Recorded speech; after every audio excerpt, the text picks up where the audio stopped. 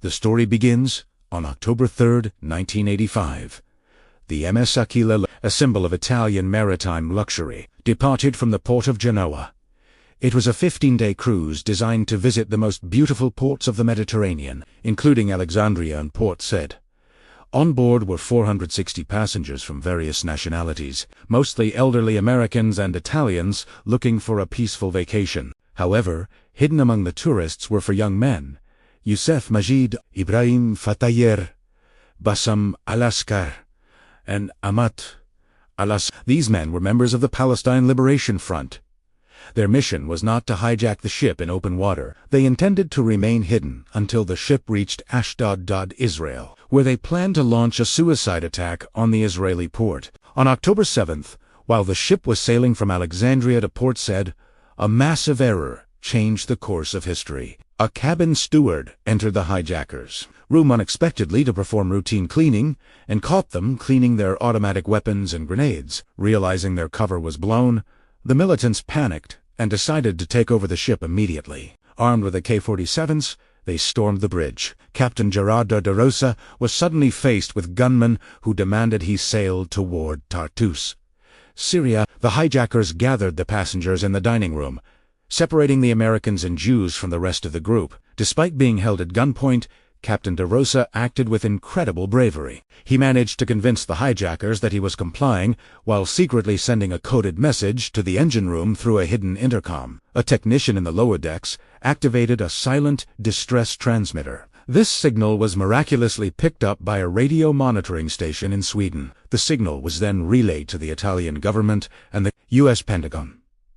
The world now knew the Achille Lauro was under siege. The ship arrived off the coast of Tartus, Syria. The hijackers demanded the release of 50 Palestinian prisoners held in Israeli jails. However, the Syrian government, under international pressure, refused to allow the ship to dock. Frustrated and desperate, the leader of the hijackers, Molchy, decided to send a brutal message to the world. It chose Leon Klinghoffer, a 69-year-old American wheelchair user, as his target. Molchy shot Klinghoffer in the head and chest. Molchy then handed Klinghoffer's blood-stained passport to the captain and said, "This is the first one. Others will follow."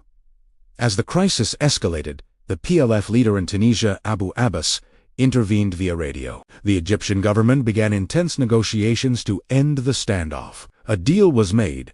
The hijackers would release the hostages for safe passage. On October 9th, the hijackers surrendered and were moved to a secret military location in Egypt. While the ship was freed, the U.S. intelligence were monitoring every move. They discovered the hijackers were being moved to a commercial Egyptair Boeing 737. President Ronald Reagan authorized a daring mission. 4 F-14 Tomcat fighter jets took off from the USS Saratoga in the middle of the night. Using advanced radar jamming technology, they flew in complete darkness, surrounding the Egyptian plane over international waters. The American pilots suddenly turned on their lights and ordered the Egyptian pilot to land at the NATO base in Sigonella, Sicily. This is the most dramatic part of the story. The Egyptian plane landed in followed by USS transport planes carrying Delta Force.